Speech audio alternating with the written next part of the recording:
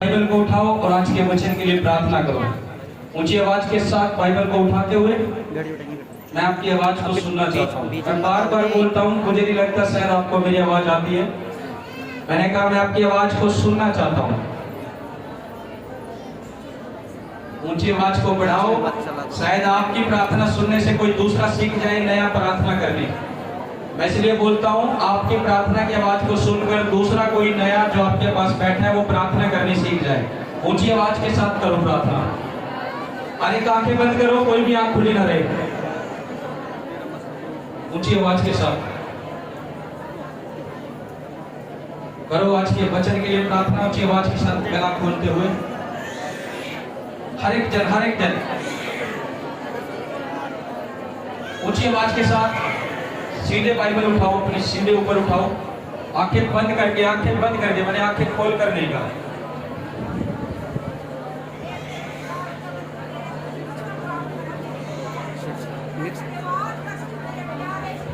ऊंची आवाज के साथ आज जो चाहते हो कि वचन मेरी लाइफ में काम करे, आज बोलो प्रभु को,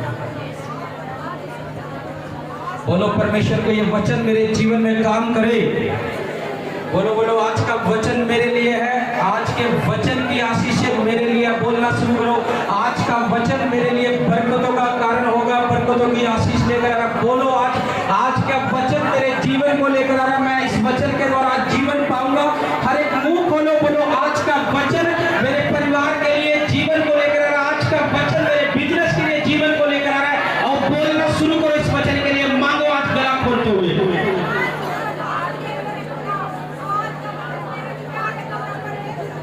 बोलो बोलो बोलो बोलो बोलो बोलो, ये वचन मेरे शुद्ध रहने का आधार है। बोलो ऊंची आवाज से, वचन मेरे शुद्ध रहने का आधार है। ये मेरे जीवन का आधार है। ये मेरे जीवन की श्वास है। इस वचन के द्वारा मैं अपने जीवन को चलाऊंगी। बोलना शुरू करो ऊंची आवाज के साथ, ये वचन मेरे शुद्ध रहने का आधार है। और इस वचन को सुनकर मैं इसके अनुसार चलने वाला होऊंगा, चलने वाली होंगी।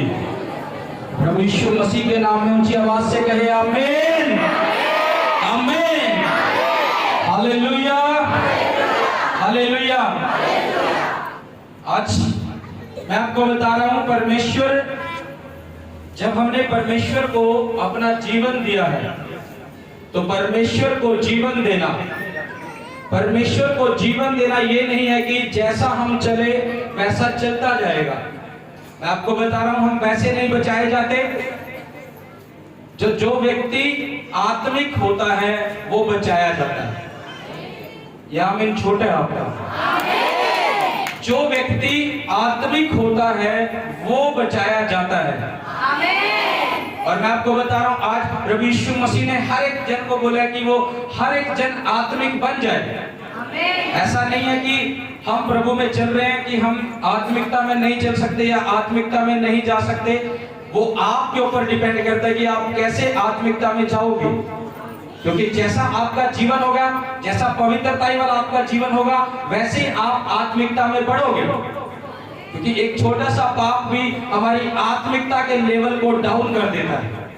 जैसे मैंने बताया, एक छोटी सी आज्ञा भी जब टूटती है वो हमारे आत्मिकता के लेवल को डाउन कर देती है। क्योंकि प्रभु यीशु मसीह ने बोला, पहला पत्रस में कह रहा है कि तुम्हारा बुलाने वाला पवित्र है तो तुम भी पवित्र बन जाओ। प्रभु ने हमें पवित्र होने के लिए बुलाया है। और जो व्यक्ति आत्मिक होता है उसके डिसीजन सारे राइट होते हैं, वो कभी रॉन्ग डिसीजन ले नहीं सकता। और मैं आपको बताऊं, और जो आत्मिक व्यक्ति डिसीजन लेता है, जो काम करता है, वो उन लोगों को गलत रखते हैं जो खुद आत्मिक नहीं है। ये परमेश्वर का वचन कहता है कि आत्मिक जन सब कुछ जांचता है, लेकिन वो आप किसी से जांचा नहीं जाता।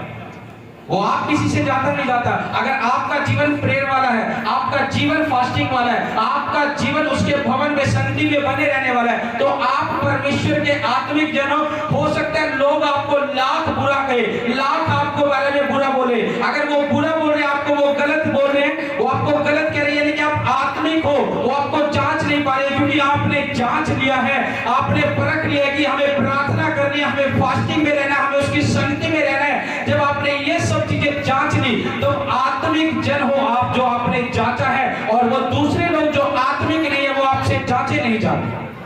हालेलुया। आज बहुत से विश्वासी भी ऐसे हैं, आप सही चलते रहो तो कोई विश्वासी आए वो बोले कि नहीं ये शिक्षा गलत है, ये ऐसे गलत है, क्योंकि आप सही चल रहे हो।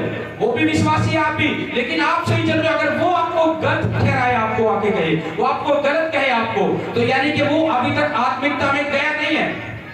आज बहुत से लोग ऐसे हैं जो एक दूसरे की टांग खींचने पर लगे हुए हैं। क्यों? क्योंकि खुद उनके पास वो चीज नहीं है जो तुम्हारे पास है। अगर तुम ब्लेसिंग की ओर दौड़ रहे, तुम आशीषित होते जा रहे हो, तो वो आपको आएंगे टांग खींचने के लिए, वो आपको आएंगे बुरा भला कहने के लिए, और इसका मतलब ये है कि तुम ऊंचाई पर जा रहे हो और उनके पास वो चीज नहीं है जो तुमसे वो छीनना चाहते हैं। मैंने बताया कि शैतान आपको लालच देगा, और लालच देकर आपके पास से वो चीज लेकर जाएगा जिसके ऊपर आपका जीवन निर्भर होगा। और जब आप शैतान की बातों में आकर उस काम को करेंगे तो आप अपने लेवल को डाउन में जाता हुआ देखोगे। लेकिन परमेश्वर नहीं चाहता कि, मैंने बोला आत्मिक जन जो है वो बचाया जाता है, और आत्मिक जन जो डिसीजन लेता है वो राइट लेता है सारे। एक वचन पढ़ेंगे सबसे पहले, पहला शमूएल में आ जाओ, फर्स्ट शमूएल उसका 22 अध्याय अपनी बाइबल में निकालो, पेज नंबर 357। पुराने नियम में पेज नंबर 357 तोड़कर फुर्ती के साथ निकालो। 22 अध्याय 357 पेज नंबर, इसका 22 का 1 पढ़ रहा हूं मैं, आप अपनी बाइबल में देखो। लिखा है, दाऊद वहां से चला और बचकर अदुल्लाम की गुफा में पहुंच गया। यह सुनकर उसके भाई वन, उसके पिता का समस्त घराना वहां उसके पास गया, और जितने संकट में पड़े थे और जितने ऋणी थे और जितने उदास थे वे सब उसके पास इकट्ठे हुए, और वह उनका प्रधान हुआ, और कोई 400 पुरुष उसके साथ हो गए। सारे बोलो हालेलुया, हालेलुया। अब ध्यान से देखो, जब मैं बाइबल में पढ़ता हूं तो बाइबल में देखो, अब ध्यान से देखो मैं आपको क्या समझा रहा हूं। यहाँ पर जब दाऊद को साउल ने मारने की कोशिश की थी और दाऊद भागता फिर रहा, छुपता जा रहा, जब वो एक गुफा में पहुंचा, दाऊद जब एक गुफा में पहुंचा और उसके पिता को और उसके घराने को पता लगा दाऊद के कि दाऊद यहाँ पर है, वो उससे मिलने के लिए गए, और भी लोग उससे मिलने के लिए गए। ये बाइबल में लिखा है, दूसरे उसमें कह रहा है कि 400 लोग दाऊद के पास गए, और वो 400 लोग कैसे थे? यहाँ साउल उसको मारना चाहता था और दाऊद उससे छिप रहा था, क्योंकि दाऊद जो है वो आत्मिक व्यक्ति था, और वो दिन में 7 बार परमेश्वर की आराधना करता था। और साउल जो है, पहले साउल का जो राज्य है, साउल जो परमेश्वर ने उसको राजा बनाया, साउल का राज्य ज्यादा लंबा नहीं चला, वो ज्यादा लंबा परमेश्वर में नहीं चल पाया। क्यों? क्योंकि उसके पाप के कारण, उसके जीवन में पवित्रता ना होने के कारण उसका राज्य जल्दी फैल हो गया, और परमेश्वर ने दाऊद को उसका राज्य दे दिया।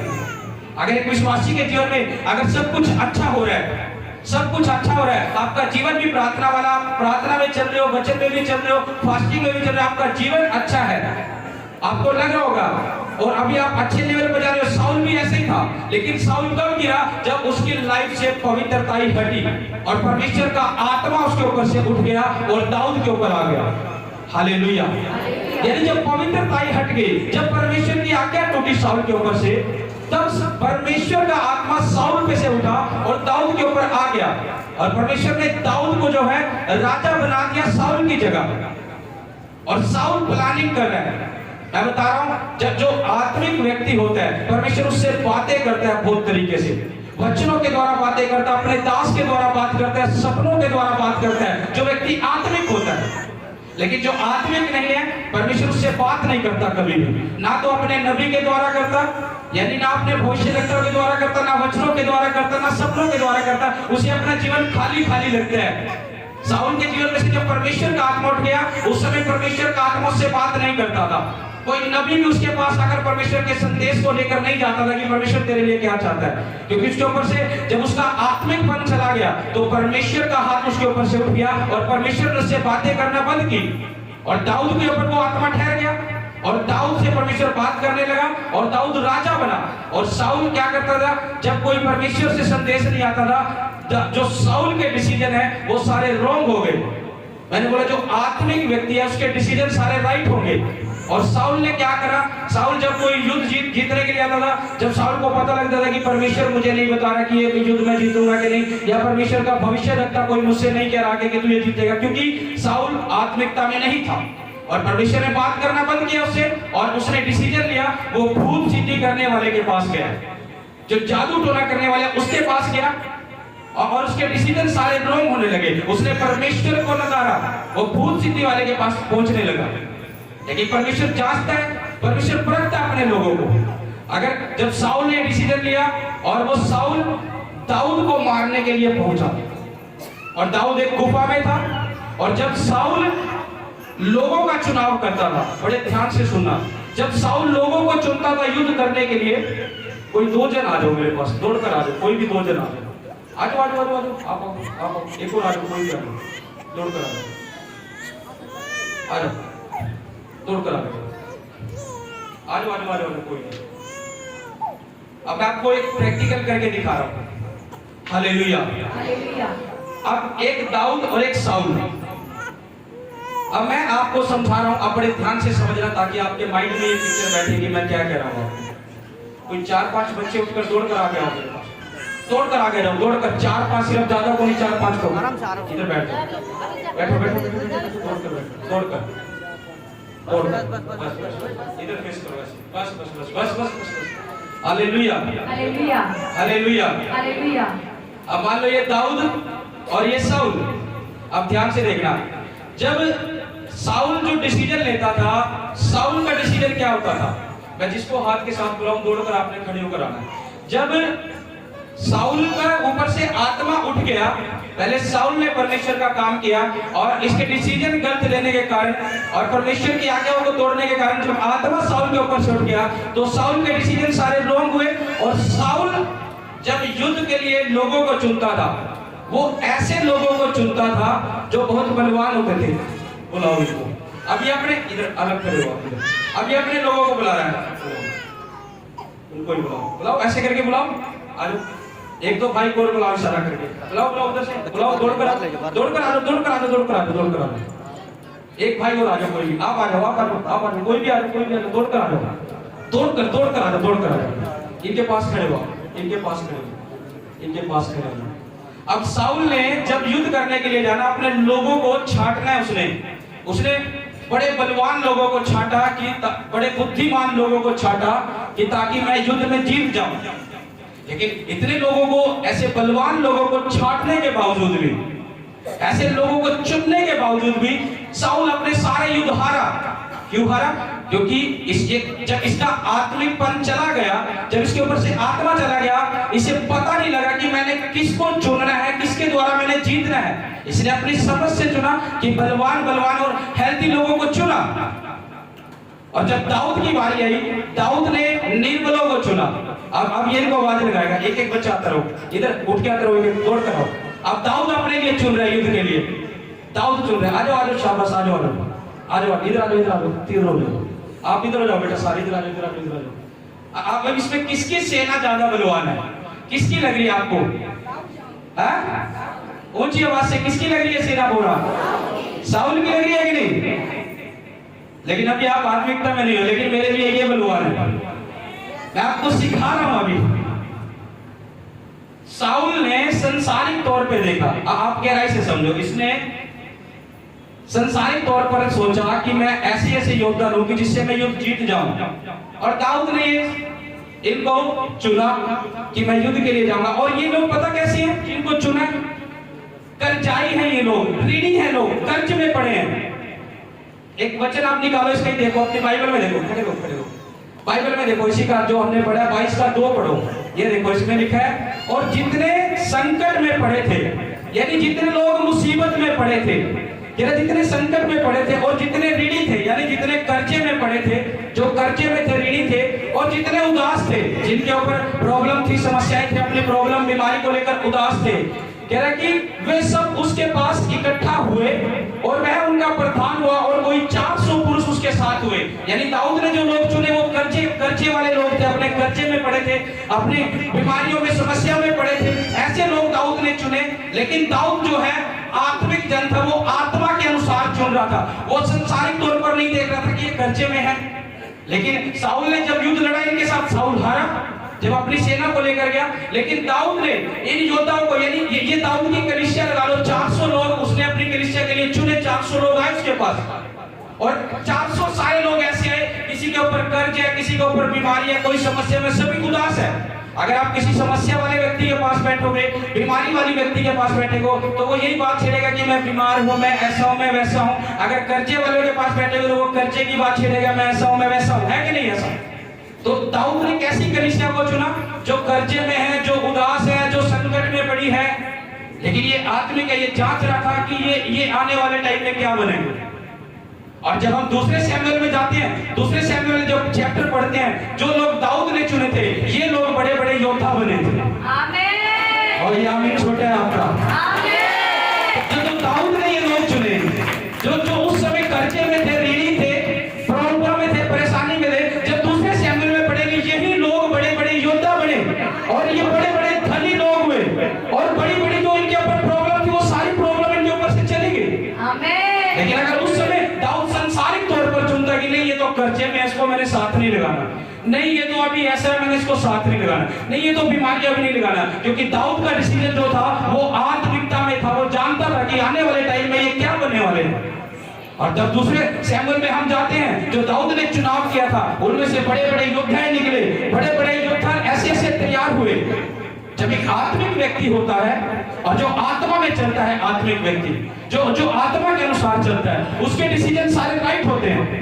आज मैं क्यों कहता हूं आपको कि उसकी आत्मा से भरो, इधर ध्यान दो, मैं क्यों कहता हूं कि उसकी आत्मा से भरो, ये तुम्हारे लिए जरूरी है, क्योंकि अगर आत्मिकता में नहीं होगे, आपके डिसीजन सारे रॉन्ग हो सकते हैं।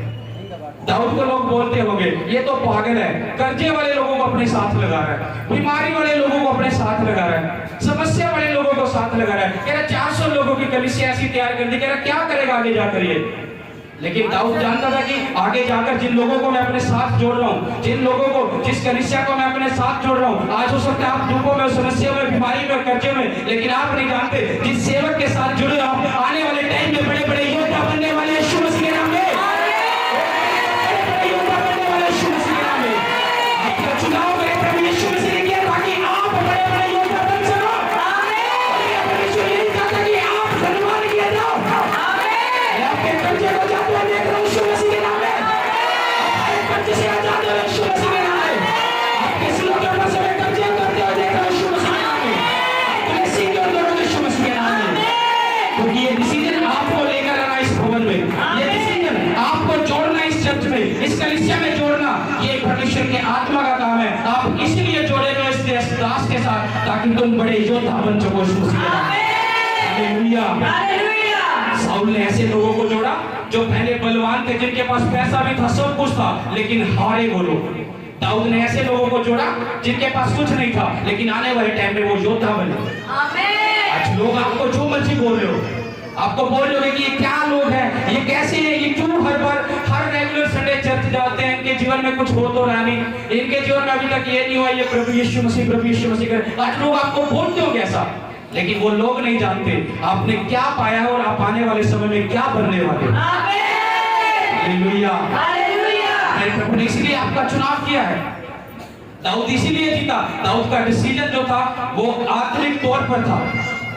साउल का डिसीजन जो था वो भूल सिद्धि वाले के पास गया, उसने परमेश्वर को कमजोर समझा कि परमेश्वर मेरे जीवन में ये काम नहीं कर रहा, परमेश्वर मेरे साथ ऐसा नहीं कर रहा। आज लोगों को डिसीजन ऐसे रॉन्ग हो जाते हैं, वो परमेश्वर को इतना सा समझने लग जाते हैं कि अब परमेश्वर शायद कुछ नहीं करेगा, लेकिन वो परमेश्वर के प्लान को नहीं समझते कि वो आगे क्या करने वाला है। साउल ने देखा, भूल सिद्धि वाले के पास गया, फिर भी हारा, फिर भी कुछ नहीं मिला, क्योंकि परमेश्वर ने पूरी कायनात को बनाया है, वो आपको जानता है। अगर आपका बीमारी का अंग कोई मरा पड़ा है, डॉक्टर उसका आपको ऑपरेशन कर सकता है, ऑपरेशन करके इलाज कर सकता है, लेकिन हम बड़ी बड़ी गवाहियां सुनते हैं परमेश्वर ने बिना ऑपरेशन के कैसे लोगों के जीवन में काम किया, कैसे लोगों के अंगों में जान आई। क्यों आई? क्योंकि वो जो पार्ट है जो स्वर्ग में एक्स्ट्रा रखा है वो परमेश्वर अपने लोगों के जीवन में लगाता है। आमीन। अगर आपकी कार आपको ठीक करवानी है तो मोटरसाइकिल वाले मैकेनिक पर नहीं जाओगे, कार वाले पर जाओगे, क्योंकि आपको पता है वो कार वाला मैकेनिक इसको ठीक कर सकता है। अगर आप मोटरसाइकिल वाले मैकेनिक के पास जाओगे तो खड़े रहोगे, कुछ नहीं होने वाला। Hallelujah, hallelujah. अगर आपको जो चीज चाहिए वो परमेश्वर के पास आए, क्योंकि परमेश्वर के भंडार में सब चीजें हैं, उसके भंडार में कुछ घटी नहीं है। आज लोग परमेश्वर को जब कोई प्रॉब्लम बढ़ती है, जब कोई समस्या बढ़ती है, बिल्कुल छोटा सा समझने लग जाते हैं कि परमेश्वर अब कुछ नहीं कर रहा। यूसुफ के जीवन से सीखो, यूसुफ क्यों बचाया गया? वो आत्मिक था, वो आत्मिक था। और वो उसके भाई ने क्यों उसे बेचा पता है आपको? यूसुफ के भाइयों ने यूसुफ को क्यों बेचा था? क्योंकि यूसुफ आत्मिक व्यक्ति था।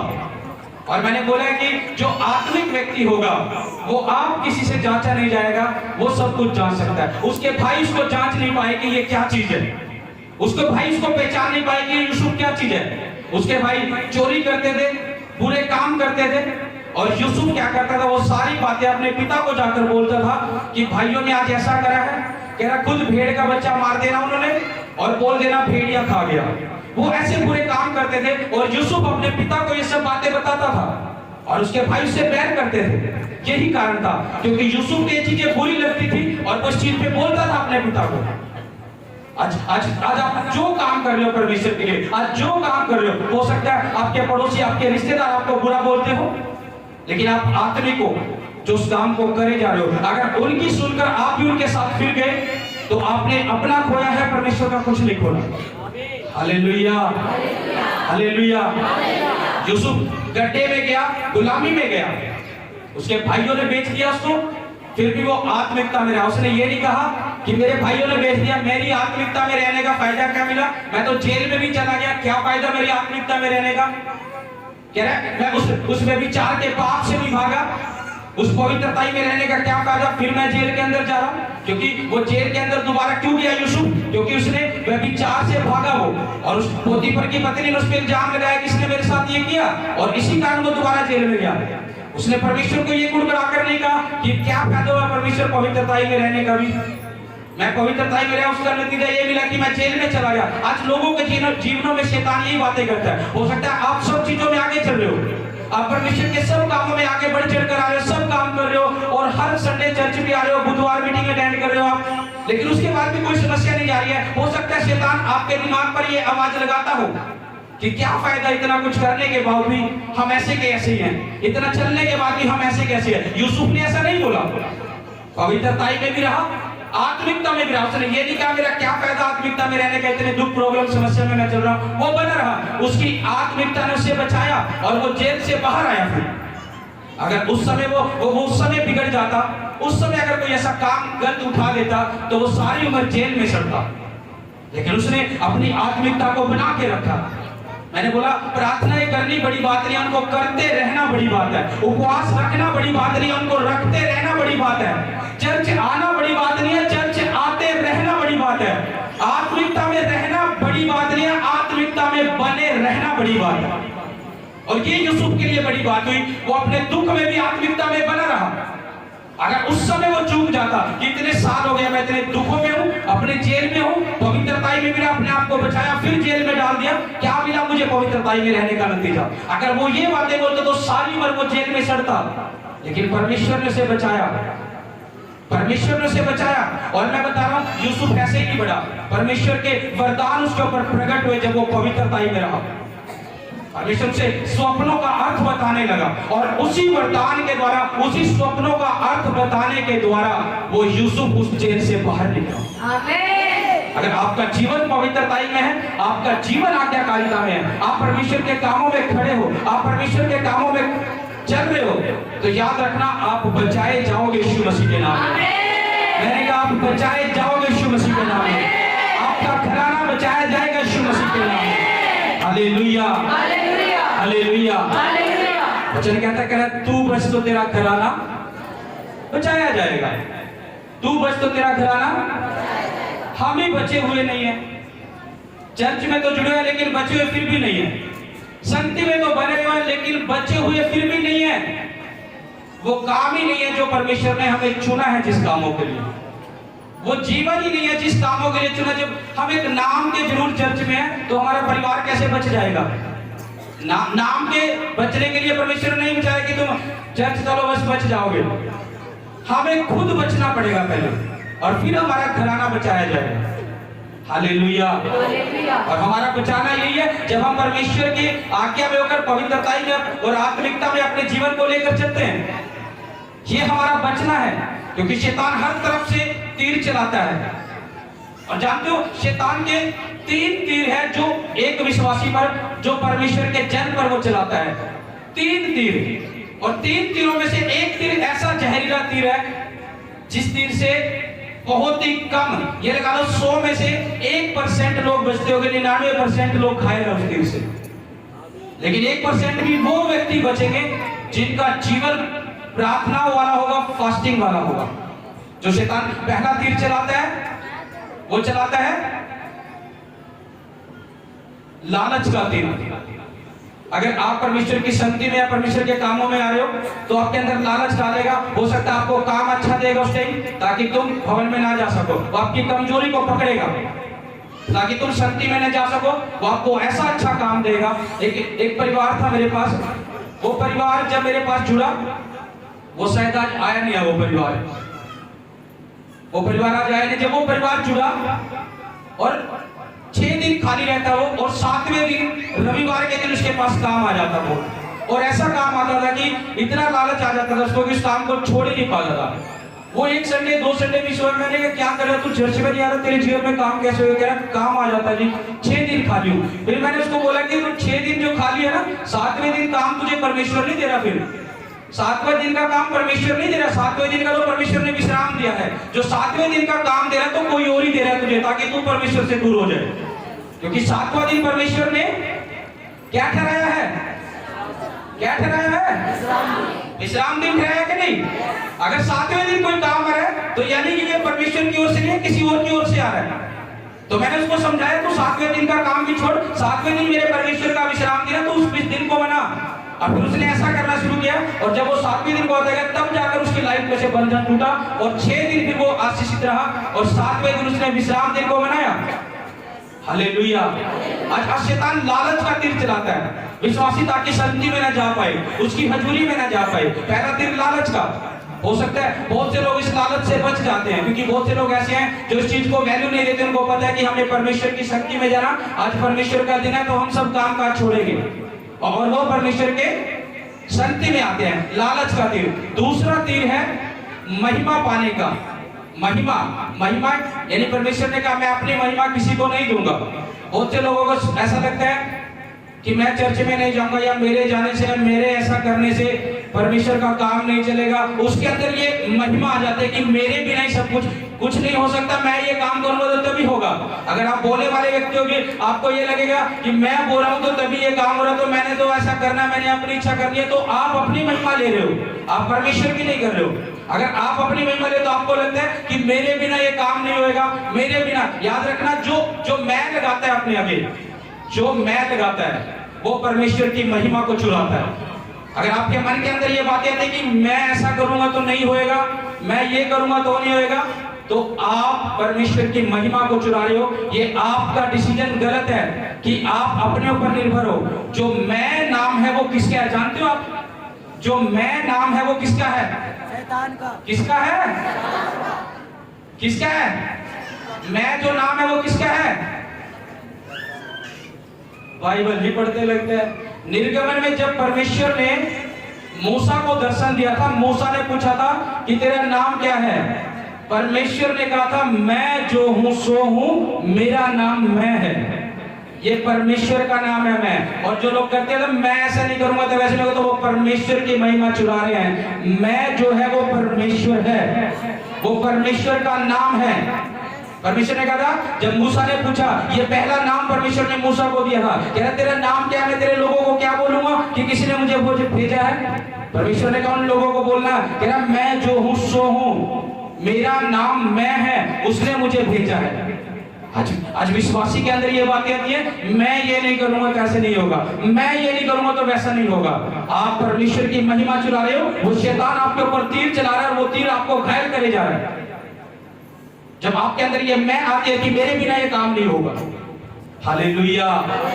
इसलिए उस मैं को खत्म करो, जो भी करे उस मैं को खत्म करो। मैं तो परमेश्वर की है, परमेश्वर ने ही ये काम किया है।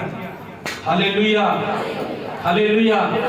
और तीसरा जो तीर है, जो सबसे जहरीला तीर है, वो है व्यभिचार का तीर। वो है व्यभिचार का तीर। मैंने 3 तीरों के बारे में बताया जो शैतान चलाता है एक विश्वासी के ऊपर। व्यभिचार का एक ऐसा तीर है जिसमें से 1% लोग बचते हैं, और वही लोग बचते हैं जिनका जीवन प्रार्थना वाला हो, जिनका जीवन फास्टिंग में हो, जिनका जीवन परमेश्वर की संगति में रहने वाला हो। वो 1% लोग बच सकते हैं, 99% लोग इस तीर के द्वारा घायल होते हैं। हालेलुया। हम ये नहीं कह सकते कि हम व्यभिचार में नहीं गिरे या हम व्यभिचार का पाप नहीं गिरे, क्योंकि तब तक आपके पास मौका नहीं आया, तब तक आप कह रहे हो कि हम व्यभिचार में नहीं गिरे। लेकिन जब मौका आता है तब पता लगता है कि आप क्या बिहेव कर रहे हो, कितना परमेश्वर का डर भय मान रहे हो। यूसुफ के पास मौका था, पोतीफर की पत्नी ने जब उसे कहा, लेकिन वो आत्मिक व्यक्ति था, वो जानता था अगर मेरा डिसीजन चूक गया तो मैं मर जाऊंगा, मेरी आत्मा में मौत हो जाएगी। आज लोग इन चीजों को नहीं सोचते। आज बहुत से लोग, बहुत से ऐसे, बहुत से मसीह में भी ऐसे लोग हैं जो आज के टाइम में भी बॉयफ्रेंड गर्लफ्रेंड बनाकर चलते हैं।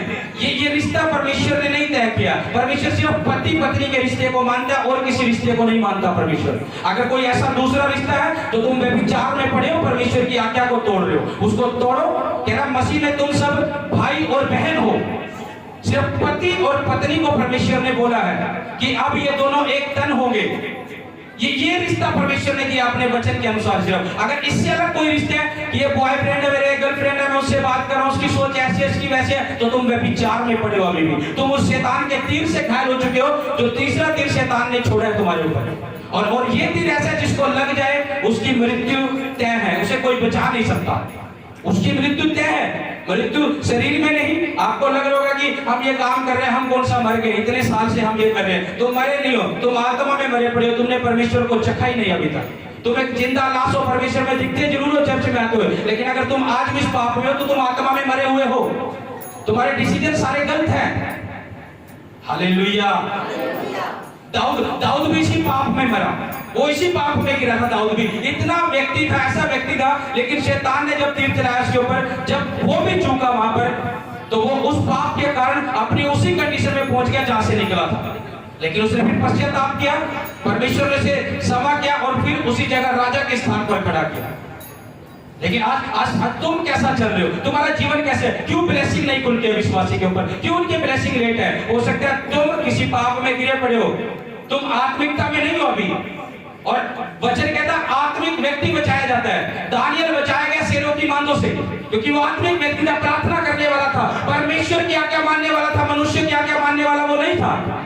वो इसलिए बचाया गया शेरों की मांदों से, मौत के मुंह से बाहर आया। शद्रक मेशक अबेदनगो बचाए गए आग की भट्टी से। क्यों? क्योंकि वो परमेश्वर को मानने वाले थे, परमेश्वर की आत्मिकता में चलने वाले थे। वो उन्होंने नकारा राजा की मूर्ति को, कह रहा इसको दंडवत नहीं करेंगे, भले हमारी जान भी चली जाए। आज लोगों के ऊपर थोड़ी प्रॉब्लम आ जाए, परमेश्वर को छोड़ के भाग जाते हैं कि शायद ये प्रॉब्लम नहीं जाएगी। शद्रक मेशक अबेदनगो ने कहा हम मर जाएंगे, इस आग के भट्टे में हमें घेर दो, लेकिन इस मूर्ति को दंडवत नहीं करेंगे जो राजा तूने बनाई अपनी। कह रहा हमारा परमेश्वर एक है, और परमेश्वर ने आज्ञा दी कि तू मुझे छोड़ किसी और को दंडवत ना करना। हालेलुया। और उन्होंने इस आज्ञा को माना, और राजा ने आके इनको आग के भट्टे में डालो। देखते हैं इनका परमेश्वर क्या करेगा, आग के भट्टे में डालो। और उनको आग के भट्टे में डाल दिया। वो फिर भी परमेश्वर की महिमा करते रहे उस आग के भट्टे में भी। और लिखा वहीं परमेश्वर का दूत उनके पास उतर आया और उस आग के भट्टे से परमेश्वर के दूत उन्होंने बचाया। Hallelujah, hallelujah. आज हम थोड़े से दुखों को लेकर, थोड़ी सी परेशानी को लेकर, थोड़ी सी प्रॉब्लम जब जाती नहीं है, जब लेट हो जाती है, कोई काम जब बनता नहीं है, उस समय कई आवाजें आने लग जाती है। देख परमेश्वर अभी तक ये नहीं कर रहा, देख ऐसा नहीं कर रहा परमेश्वर, देख वैसा नहीं कर रहा। अगर आप आत्मिक होंगे तो उन आवाजों को पहचानोगे नहीं, ये आवाज शैतान लगा रहा है। अगर आप आत्मिकता में नहीं होंगे, आप उन आवाजों के पीछे हो लोगे कि हाँ हमें ऐसा करना है। हालेलुया। आत्मिक व्यक्ति सब कुछ जांच लेता, पर वो आप किसी से जांचा नहीं जाता। दाऊद ने ऐसे लोगों को चुना। लोग कहते होंगे कैसी कलीसिया को ले रहे हैं, कह रहे कर्जे वाले लोग हैं, ऋणी लोग हैं, उदास लोग हैं, समस्या वाले लोग हैं। और साउल को देख कितने योद्धाओं को छांटा है। कह रहा ये बलवान को, कह रहा साउल जीतेगा, लेकिन साउल चूका, लेकिन दाऊद जीता। उन कर्जे वाले लोगों को भी अपने साथ लगाकर, उन उदास लोगों को भी अपने साथ लगाकर उसने परमेश्वर के कामों का किया। और बाइबल बयान करती है साउल जो है अपनी कम उम्र में मर गया था और दाऊद जो है वो अपनी पूरी उम्र में मरा था, पूरी उम्र भोग कर। आज व्यक्ति क्यों आज जवानी में खत्म हो रहे हैं? क्योंकि अगर आप परमेश्वर का डर भय रखने वाले हो, आप परमेश्वर में बिलीव लेने वाले व्यक्ति हो, परमेश्वर की प्रार्थना में, उसकी फास्टिंग में, और जब आप उसके वचनों की घोषणा करेंगे आपकी लाइफ में पूरा होगी। बच्चे बीमार है जी, ये काम है जी, वो काम है जी, बच्चे प्रॉब्लम से बाहर नहीं आ रहे, बीमारी से बाहर नहीं आ रहे, अरे तुम प्रार्थना करो, वचन की घोषणा करो कि धर्मी का वंश बचाया जाएगा। जब ये वो घोषणा अपने बच्चों के लिए करोगे तो आपके बच्चे बचाए जाएंगे। हालेलुया। लेकिन शैतान वहां तक लेकर जाने नहीं देता। जब भी प्रार्थना बैठो, अगर आप बच्चों के लिए अपने कुछ चाहते तो बोलो, इस वचन को बोलो, प्रभु तेरे वचन में लिखा कि धर्मी का वंश बचाया जाएगा। और जब आप ये घोषणा करोगे, बार बार जब घोषणा करोगे, ऐसा नहीं है आप सोचते होगे मैं 2 दिन से प्रार्थना कर रहा हूं, 10 दिन से प्रार्थना कर रहा हूं, महीने से प्रार्थना कर रहा हूं, उत्तर नहीं आया। जब एक बड़े पहाड़ को तोड़ना पड़ता है ना, जब एक बड़े पहाड़ को तोड़ना पड़ता है, जब उसके ऊपर हथौड़ा लगता है, क्या वो एक ही हथौड़े में टूट जाता है पत्थर? उसके ऊपर मारते रहते हैं, वो इतना सा भी नहीं हिलता, वो इतना सा भी नहीं हिलता, उसके ऊपर वार करते रहते हैं, इतना सा भी नहीं हिलता, वो इतना सा भी कम नहीं होता। क्या उस पर हथौड़ा मारना छोड़ देते हैं? उनको पता जितनी चोट लगेगी एकदम से ये जाएगा। आप प्रार्थना कर रहे हो, आपको लग रहा होगा कि मेरी प्रॉब्लम इतनी सी भी नहीं सरकी है, आप हथौड़ा मारते रहो, प्रार्थना का मारते रहो, वो एकदम से ब्लास्ट होएगा और दूर होएगा यीशु मसीह के नाम में। आपकी प्रॉब्लम को दूर होने के लिए बोल रहा हूं यीशु मसीह के नाम में, रिसीव करो और आजाद हो जाओ अपनी समस्या से यीशु मसीह के नाम में। मैंने कहा रिसीव करो और आजाद हो जाओ अपने बंधनों से यीशु मसीह के नाम में। आपके बंधनों को तोड़ता हूं यीशु मसीह के नाम में, आपके शराबों को खत्म करता हूं यीशु मसीह के नाम में। आप अपनी समस्या से आजाद हो और छूट जाओ यीशु मसीह के नाम में। Hallelujah, hallelujah. वो हथौड़ा मारते रहो, मारते रहो, और एक हथौड़ा ऐसा लगता है, जब लगता है वो एकदम से ऐसे टूट जाता है, पता भी नहीं लगता उसका। अगर कोई आपको ऐसा लग रहा है, आप प्रार्थना करनी ना छोड़ो, आपको लग रहा होगा इतना से भी दूर नहीं हटी ये समस्या, इतनी सी भी प्रॉब्लम नहीं है, वो हथौड़ा मारते रहो, वो एकदम से पत्थर टूटेगा और आप आजाद होगे यीशु मसीह के नाम में। Hallelujah, hallelujah. दाऊद को लोग बोलते कह रहा किन लोगों को लेकर जा रहा है, कह रहा हार जाएगा युद्ध। बाइबल बयान करती है दाऊद एक तो सबसे अपनी पूरी उम्र करके वो प्रभु में सोया, और दूसरी बात एक भी युद्ध दाऊद हारा नहीं। ये भी एक कारण था दाऊद का जीतने का, एक भी युद्ध हारा नहीं। जबकि दाऊद के घर वाले भी, जो उसके रिश्तेदार थे, उसके घर वाले थे, वो भी दाऊद के खिलाफ थे, उसके आस पड़ोस वाले भी दाऊद के खिलाफ थे। लेकिन इतना खिलाफ होने के बावजूद, इतने लोगों के खिलाफ होने के बावजूद भी दाऊद हारा नहीं, दाऊद जीतता चला गया। कारण क्या था? उसकी आत्मिकता। और साउल के साथ इतने अच्छे अच्छे योद्धा होने के बावजूद, इतने अच्छे अच्छे बलवान योद्धा होने के बावजूद भी वो युद्ध हारा, वो हारा युद्ध। और दाऊद के पास ना तो उसके जो उसने 400 लोगों के अपने साथ लिया, जो कलीसिया को साथ लिया, ऐसे लोग जो ऋणी थे, जो समस्या में थे, जो दुखों में थे, लेकिन वो फिर भी जीता। आप जीतोगे यीशु मसीह के नाम में। मैंने कहा आप जीतोगे यीशु मसीह के नाम में। आप जीतोगे अपनी समस्याओं पे यीशु मसीह के नाम में। आप जीतोगे अपनी बीमारियों पे यीशु मसीह के नाम में। परमेश्वर का दास होने के नाते तुम पर घोषणा करता हूं, जीत उठो, अपनी बीमारी से जीत जाओ, अपने कर्जों से जीत जाओ यीशु मसीह के नाम में। Hallelujah, hallelujah. क्योंकि परमेश्वर ने हमें जीतने के लिए चुना, उसने हारने के लिए नहीं चुना। उसने शैतान को हरा दिया है और उसने हमें जीत दिलाने के लिए चुना है। बाइबल में लिखा वचन बोलता है संग्राम तो यहोवा का ही है, यानी लड़ाइयां तो यहोवा की ही है, और जिस लड़ाई में यहोवा साथ खड़ा वो लोग जीतते ही हैं। और लड़ाई, वो संग्राम चाहे आपकी बीमारी का हो, वो लड़ाई, वो संग्राम चाहे आपके कर्जों का हो, वो सब यहोवा का है। और जब यहोवा आपके साथ खड़ा है तो आप जीतोगे यीशु मसीह के नाम में। आमीन, आमीन। शैतान डराएगा इन बातों को लेकर, क्या देख अभी तक ऐसा नहीं हुआ, देख अभी तक वैसी नहीं, देख बीमारी नहीं गई अभी तक, देख इतनी सी भी नहीं बीमारी हिली, इतनी सी भी रिपोर्ट में प्रॉब्लम दूर नहीं हुई है, वैसे के वैसे ही खड़ी है। वार करते रहो अपनी प्रार्थनाओं के द्वारा, संगति में बने रहो। जब आप बने रहोगे, जब एक चोट ऐसी लगेगी तो एक दम से टूटेगा और आप आजाद होगे। हालेलुया। आज जो युद्ध लड़ता है वो जीतता है, जो युद्ध लड़ता है वो जीतता है। हमारे साथ यहोवा परमेश्वर खड़ा है। हम युद्ध के मैदान में जाएंगे भी तो एक फॉर्मेलिटी के लिए जाएंगे। हमें पता है जीत दिलाने वाला मेरे दाहिनी ओर खड़ा है। अगर मैं किसी युद्ध में उतर भी जाऊंगा, मुझे पता है मेरा परमेश्वर मेरे साथ खड़ा है। मैंने तो एक फॉर्मेलिटी पूरी करनी है वहां पर जाकर। जीत तो मेरे यहोवा ने दिलानी है, क्योंकि संग्राम यहोवा ही का है। हालेलुया। जब आप किसी भी प्रॉब्लम में हो, इन वचनों को बोलो अपनी प्रार्थनाओं में। आप किसी भी युद्ध में लड़ रहे हो, बीमारी के युद्ध से लड़ रहे हो, कर्जे के युद्ध से लड़ रहे हो, लड़ाई झगड़े के युद्ध से लड़ रहे हो, नशे के युद्ध से लड़ रहे हो, बोलना शुरू करो अपनी प्रार्थनाओं में कि संग्राम तो यहोवा का है, हम जीतेंगे। अपने पड़ोसी को बोलो संग्राम तो यहोवा का है, हम जीतेंगे। बोलो संग्राम तो यहोवा का है, हम जीतेंगे। आमीन। दाऊद जानता था संग्राम तो यहोवा का है। ये ऋणी लोग, समस्या वाले लोग, चाहे कैसे, जो मैंने आत्मिकता में चुन लिया, जीतेंगे तो हमें। और उसने ऐसे लोगों को चुना और वो जीता।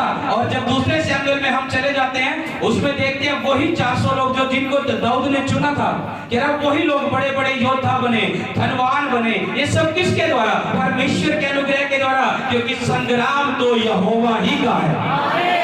आमीन। अपनी समस्या हम लड़के हम जीत नहीं पाएंगे, लेकिन जब यहोवा पर सौंप देंगे सब बातें और प्रार्थनाओं के द्वारा लड़ना शुरू करेंगे तो हम जीतेंगे। आमीन। दाऊद ने जब गोलियत को मारा, दाऊद बिल्कुल नाटा था और गोलियत हट्टा कट्टा, और गोलियत भी सोचा कौन मारने के लिए मुझे आ रहा है। और उसने जानता था संग्राम यहोवा का है और वो मेरे साथ है। वो बोलता है मैं सेनाओं के यहोवा के नाम से तेरे पास आता हूं और आज तेरी ही तलवार से तेरे धड़ को अलग करके लेकर जाऊंगा। वो जानता था संग्राम मेरे यहोवा परमेश्वर का है। जब आप इन वचनों को सीख जाओगे, जब आप इन वचनों को जान जाओगे कि संग्राम तो मेरे परमेश्वर का है, तो हम लड़ाई में हार कैसे सकते हैं, हम कर्जे में हार कैसे सकते हैं, हम बीमारी में हार कैसे सकते हैं, हम नशों में हार कैसे सकते हैं, हम दुष्ट आत्माओं में हार कैसे सकते हैं। घोषणाएं करो। अगर बीमारी नहीं जा रही है, बोलो संग्राम मेरे यहोवा का है, हम जीतेंगे और यीशु मसीह के कोड़े खाने से हम चंगे हो जाएंगे।